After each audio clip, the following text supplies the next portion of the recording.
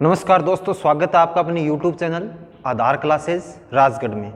दोस्तों आज हम ज्योग्राफी के अंदर राजस्थान के सामान्य परिचय वाले टॉपिक के बारे में बात करेंगे। यहाँ से हम ज्योग्राफी के वीडियो स्टार्ट कर रहे हैं। तो सबसे पहले हम बात करेंगे इंट्रोडक्शन ऑफ राजस्थान। राजस्थान का जो सामान्य परिचय है वो टॉपिक यहाँ से शुरू करने वाले हैं। देखो, सबसे पहले तो हम बात करते हैं टॉपिक की रूपरेखा के बारे में कि टॉपिक को किस प्रकार से पढ़ेंगे। राजस्थान का जो सामान्य परिचय होता है दोस्तों, उसके अंदर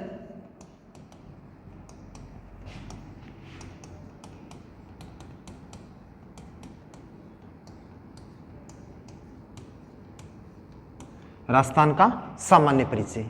सामान्य परिचय की हम बात करें तो राजस्थान के सामान्य परिचय में हम बात करें, सबसे पहले तो हम बात करेंगे राजस्थान शब्द की उत्पत्ति, मतलब राजस्थान शब्द का जो नामकरण है उसके बारे में चर्चा करेंगे। नामकरण में हम अलग अलग रूप से देखेंगे। एक हम बात करेंगे राजस्थान की स्थिति एवं विस्तार।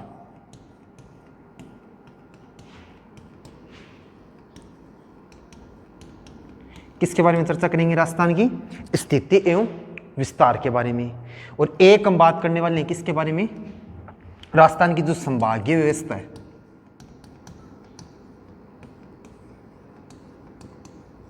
जिसकी हम बात करें तो संभागीय व्यवस्था के बारे में चर्चा करेंगे। और एक हम बात करेंगे दोस्तों राजस्थान के जो भौगोलिक स्थल है, स्थल के प्राचीन नाम। ऐतिहासिक और जो भौगोलिक स्थल हैं उनके क्या पढ़ेंगे? प्राचीन नाम। और एक बात करेंगे जिलों के उपनाम के बारे में।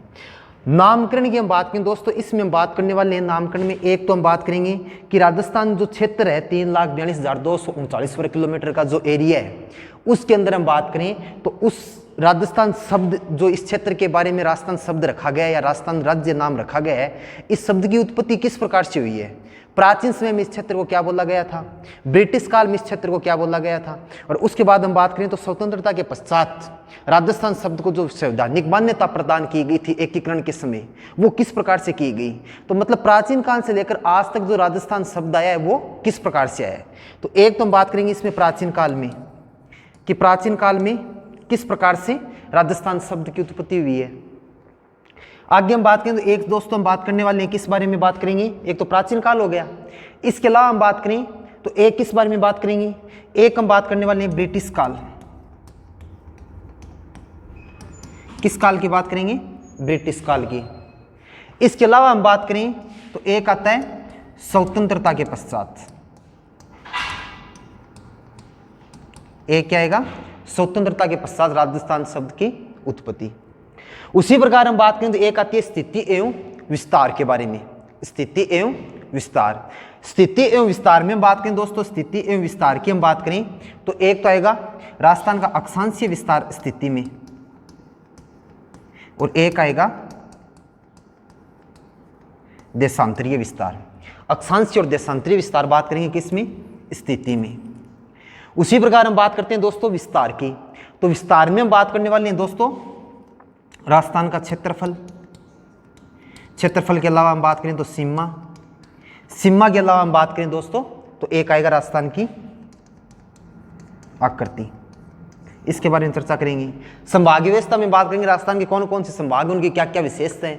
वर्तमान में बात करें तो कौन सी कमेटी के द्वारा नए संभाग बनाने की घोषणा, मतलब रिपोर्ट दी गई थी जिसके आधार पर गहलोत सरकार ने नए संभाग बनाने की घोषणा की थी।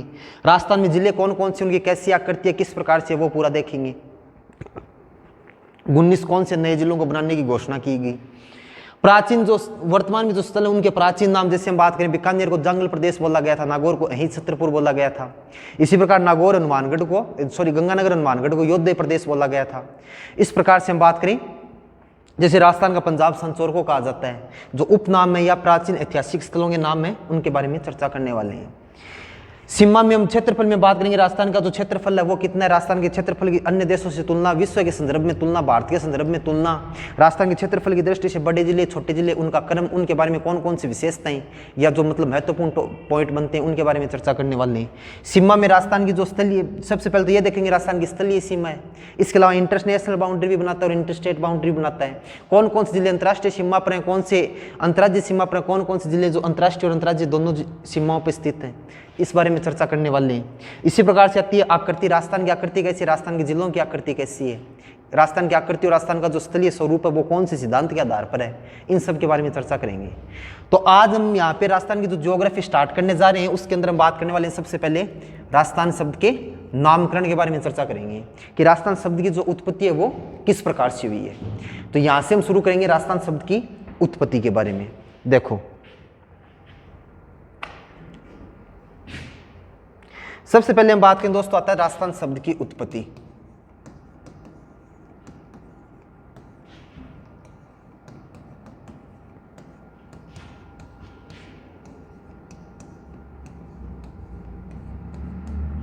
राजस्थान शब्द की उत्पत्ति सबसे प्राचीन क्षेत्र में हम बात करें दोस्तों, सबसे प्राचीन काल की हम बात करें तो राजस्थान जो क्षेत्र है आज का वर्तमान का जो वर्ग किलोमीटर के अंदर हम बात करें तो 3,42,239 वर्ग किलोमीटर है। इस पूरे एरिया की हम बात करें तो इस क्षेत्र के लिए सबसे प्राचीन जो हमें वर्तमान में जो साक्ष्य प्राप्त होते हैं वो प्राप्त होते हैं दोस्तों ऋग्वेदिक काल से। कौन से काल से हो रहे हैं, ऋग्वेदिक काल से प्राप्त हो रहे हैं। कौन से काल से प्राप्त हो रहे हैं दोस्तों, ऋग्वेदिक काल से प्राप्त हो रहे हैं। अब ऋग्वेदिक काल में हम बात करें दोस्तों इस क्षेत्र के लिए क्या शब्द काम में लिया गया था, इस क्षेत्र के लिए शब्द दोस्तों शब्द काम में लिया गया था ब्रह्मवर्त। क्या शब्द निकल कर आता है, ब्रह्मवर्त शब्द निकल कर आता है कि सबसे प्राचीन जो साक्ष्य प्राप्त होता है वो कौन से काल का प्राप्त होता है, ऋग्वेदिक काल का प्राप्त होता है। और ऋग्वेदिक काल में इस क्षेत्र के लिए क्या शब्द काम में लिया गया, ब्रह्मवर्त शब्द काम में लिया गया था। क्या शब्द काम में लिया गया था, ब्रह्मवर्त शब्द काम में लिया जाता है। इसके बाद हम बात करें दोस्तों अगला जो साक्ष्य प्राप्त होता है उसकी हम बात करें तो आगे एक ग्रंथ आता है दोस्तों जिसका नाम आता है रामायण। क्या नाम आता है, रामायण। रामायण की हम बात करें तो रामायण की हम बात करें तो दोस्तों इसका जो रचनाकार है उसका नाम आता है वाल्मीकि। क्या नाम आता है, वाल्मीकि नाम आता है।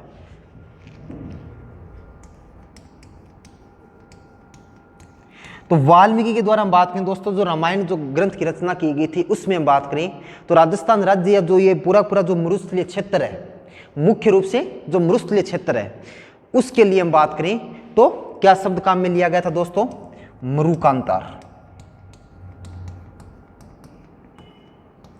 क्या शब्द काम में लिया गया था, मरुकांतार शब्द काम में लिया था।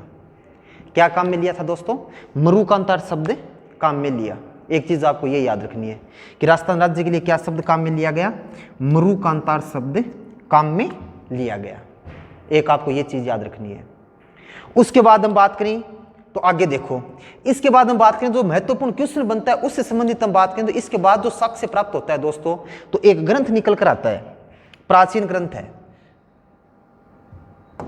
जिसकी हम बात करें दोस्तों, ग्रंथ का नाम आता है कुंडलई माला।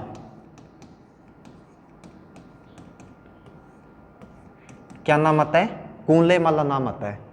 क्या नाम आता है, कुंडलई माला।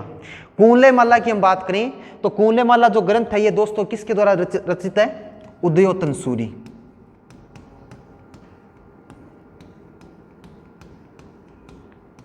किसके द्वारा रचित है, उदयोतन सूरी के द्वारा रचित है। कुंडलई माला जो ग्रंथ है दोस्तों वो किसके द्वारा रचित है, उदयोतन सूरी के द्वारा रचित है। यहां पर हम बात करें तो इस कुंडलई माला ग्रंथ में उदयोतन सूरी ने इस जो ये क्षेत्र है राजस्थान का क्षेत्र है इस क्षेत्र के लिए क्या शब्द काम में लिया था, वो नाम आता है दोस्तों मरुकांतार। क्या नाम आता है, मरुकांतार, या क्या नाम आएगा, मरुकांतर। मरुकांतार या मरुकांतर शब्द आता है, मरुकांतार या मरुकांतर शब्द निकल कर आता है। तो सबसे प्राचीन जो साक्ष्य प्राप्त होता है वो होता है दोस्तों ऋग्वेदिक काल से, उसके बाद वाल्मीकि द्वारा रचित रामायण से, उसके बाद उदयोतन सूरी के द्वारा रचित है कुंडलई माला से हम बात करें तो इस क्षेत्र के लिए क्या शब्द निकल कर आता है, मरुकांतार निकल कर आता है। तो एक चीज आपको ये याद रखनी है। उसके बाद हम बात करें दोस्तों आगे, तो आगे आता है दोस्तों, इसके बाद हम बात करें राजस्थान शब्द की उत्पत्ति के बारे में तो सबसे जो प्राचीन होता है वो आता है दोस्तों कि राजस्थान राज्य के लिए, राजस्थान राज्य के लिए सबसे प्राचीनतम लिखित साक्ष्य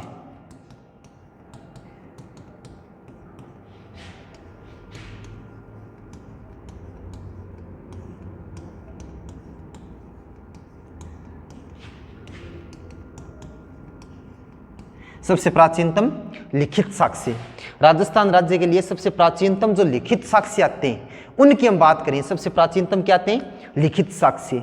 उनकी हम बात करें दोस्तों, सबसे प्राचीनतम जो लिखित साक्ष्य आते हैं उनकी हम बात करें तो कहाँ से प्राप्त होते हैं? बसंतगढ़ शिलालेख से। कहाँ से प्राप्त होते हैं दोस्तों?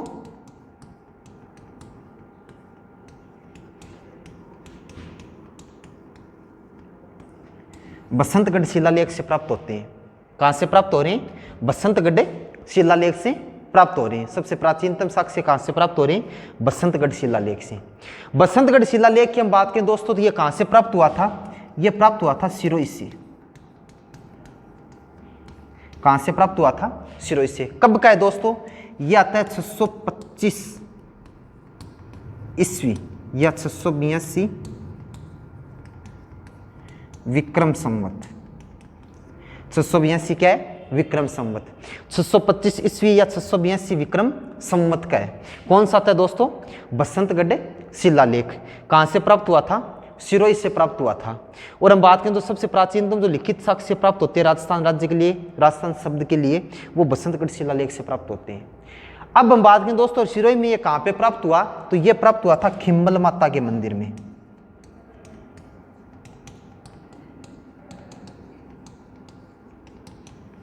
कहाँ से प्राप्त होता है? खिम्मल माता के मंदिर से प्राप्त होता है।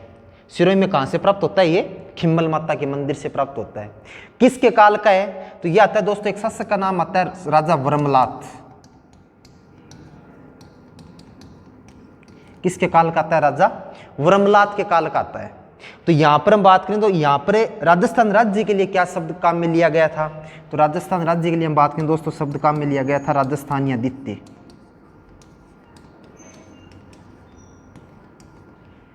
क्या शब्द आता है? राजस्थान्यादित्य शब्द आता है। क्या शब्द आता है? राजस्थान्यादित्य शब्द। तो एक चीज आपको ये याद रखनी है कि राजस्थान राज्य के लिए हम बात करें सबसे प्राचीनतम लिखित साक्ष्य कहाँ से प्राप्त होते हैं? बसंतगढ़ शिलालेख से प्राप्त होते हैं। जहाँ पे हम बात करें तो राजस्थान राज्य के लिए राजस्थान्यादित्य शब्द काम में लिया गया था। एक चीज आपको ये याद रखनी है। अब देखो, इसके बाद हम बात करें दोस्तों, आगे दो पुस्तकों के नाम आते हैं।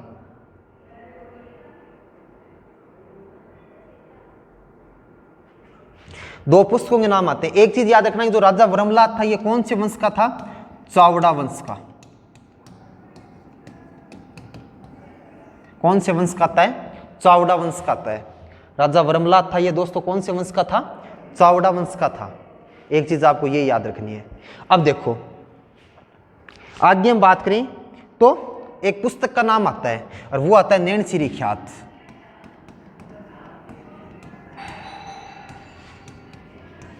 क्या नाम आता है? नैणसिरी ख्यात। नैणसिरी ख्यात की हम बात करें तो नैणसिरी जो ख्यात है दोस्तों किसके द्वारा रचित है? मुहनोत नैणसी के द्वारा। किसके द्वारा रचित है? मुहनोत नैणसी के द्वारा रचित है। कौन सी पुस्तक आती है? नैणसिरी ख्यात। अब देखो नैणसिरी ख्यात है जो मुहनोत नैणसी के द्वारा रचित है, इसकी हम बात करें तो आपको क्या चीज याद रखनी है? एक तो ये पुस्तक है कब की? 1665 की। कब की आती है? 1665। उसके बाद हम बात करें तो एक नाम आता है राजरूपक। क्या नाम आता है? राजरूपक। और ये किसके द्वारा रचित है? वीरबाण के द्वारा।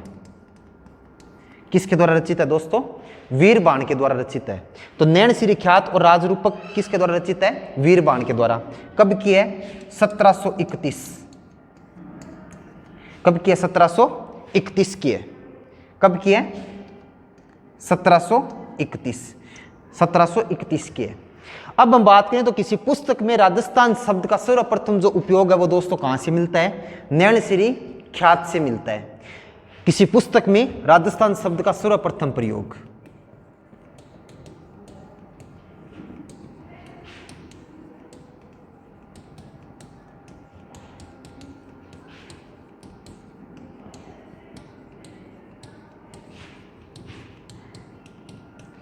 किसी पुस्तक में राजस्थान शब्द का सर्वप्रथम जो उपयोग है दोस्तों कहां से प्राप्त होता है? नैणसिरी ख्यात से।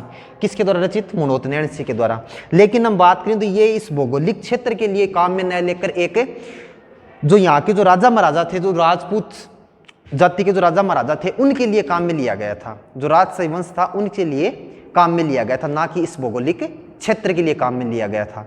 तो यहाँ पर हम बात करें तो राजस्थान शब्द तो मिलता है, लेकिन वो इस भौगोलिक एरिया के लिए काम में न लेकर यहाँ के जो शासक थे उनके लिए काम में लिया गया था। लेकिन पुस्तक में सबसे पहले कहाँ से मिलता है? नैणसी ख्यात, किसके द्वारा रचित मुनोत है? नैणसी। और एक राजरूपक आती है जो किसके द्वारा रचित है? वीरबाण के द्वारा। किसके द्वारा रचित है दोस्तों? वीरबाण के द्वारा रचित है। एक चीज आपको ये याद रखनी है।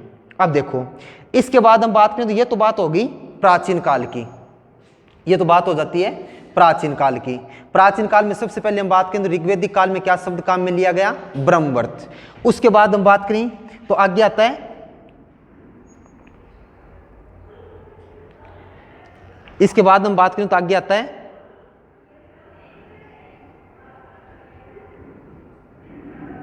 वाल्मीकि के द्वारा रचित रामायण, जिसमें क्या शब्द आता है? मरुकांतार। एक हम बात करें तो एक आता है कूलेमाला, उद्योतन सूर्य के द्वारा रचित। इसका क्या नाम आएगा? कूलेमाला में उद्योतन सूर्य मरुकांतार या मरुकांतर, एक ये शब्द आएगा। आगे हम बात करें तो एक आएगा राजस्थान का सबसे प्राचीनतम लिखित साक्ष्य। तो लिखित साक्ष्य आता है 625 या 682 विक्रम, 625 ईस्वी या 682 विक्रम संवत। और ये आता है बसंतगढ़ शिलालेख, जहाँ पे हम बात करें तो क्या शब्द मिलता है? राजस्थान या द्वितीय शब्द मिलता है। उसके बाद किसी पुस्तक में हम बात करें तो मुनोत नैणसी के द्वारा 1665 में राजस्थान शब्द काम में लिया गया। और एक आता है वीरबाण के द्वारा रचित राजरूपक, जो 1731 में राजस्थान राज्य के लिए शब्द राजस्थान शब्द काम में लिया गया था। यह तो बात होगी दोस्तों प्राचीन काल की। इसके बाद हम बात करें तो आगे आता है ब्रिटिश काल।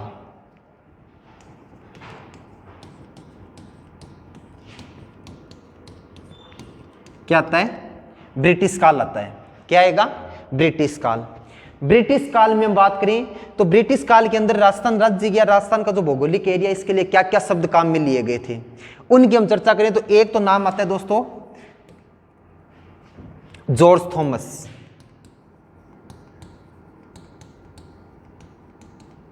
क्या शब्द आता है? George Thomas.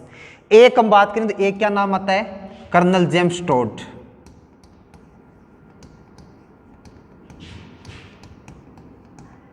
क्या आता है? Colonel James Tod. एक तो जॉर्ज थॉमस का नाम आएगा और एक क्या नाम आएगा? कर्नल जेम्स टोड का नाम आएगा। दोनों की हम बात करें तो दोनों से संबंधित क्या क्या क्वेश्चन बनते हैं।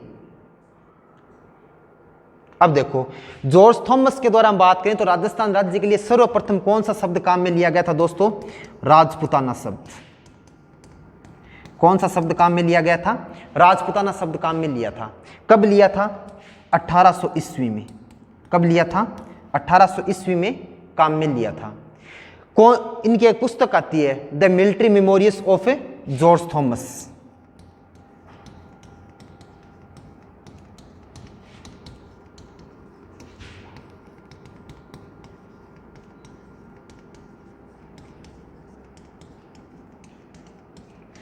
क्या नाम आता है? The military memorials of George Thomas नाम आता है।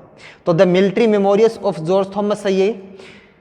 1800 ईस्वी में हम बात करें तो इस पुस्तक में क्या शब्द मिलता है? हमें राजपुताना शब्द मिलता है। अब हम बात करें, इस पुस्तक का जो प्रकाशन था वो हुआ था दोस्तों 1805 में।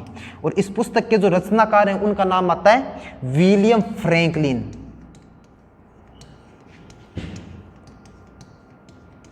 क्या नाम आता है? William Franklin. और इस पुस्तक का जो प्रकाशन है वो किसके द्वारा किया गया था? इस पुस्तक का प्रकाशन किया गया था लॉर्ड वेलेस्ली के द्वारा।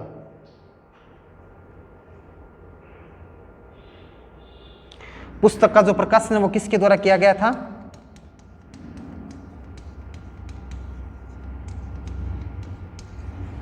वेलेस्ली के द्वारा किया गया था। पुस्तक का प्रकाशन लॉर्ड वेलेस्ली ने किया। एक चीज आपको ये याद रखनी है। अब हम बात करते हैं दोस्तों जॉर्ज थॉमस के बारे में। सबसे पहले तो आपको ये चीज याद रखनी है कि जॉर्ज थॉमस था ये दौलतराव सिंधिया का सेनापति हुआ करता था। दौलतराव सिंधिया का क्या था? सेनापति। और कहां का निवासी था? आयरलैंड का निवासी था। कहां का था दोस्तों? आयरलैंड का निवासी था। 1802 में इनकी मृत्यु हो जाती है बहरामपुर में, जो कहां पे है?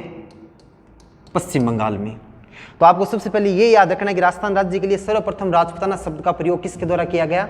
जॉर्ज थॉमस के द्वारा। कब किया गया था?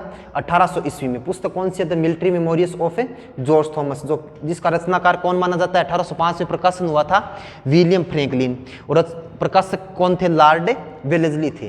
तो ये चीज आपको याद रखनी है। कल हम विस्तारित रूप से वीडियो में चर्चा करेंगे कि कर्नल जेम्स टोड इनके द्वारा क्या क्या शब्द काम में लिए गए थे। इसके अलावा हम बात करें तो स्वतंत्रता के पश्चात राजस्थान राज्य के लिए क्या क्या शब्द काम में लिए गए, और इसी प्रकार हम आगे ज्योग्राफी के अन्य वीडियो बनाते रहेंगे टॉपिक वाइज। धन्यवाद।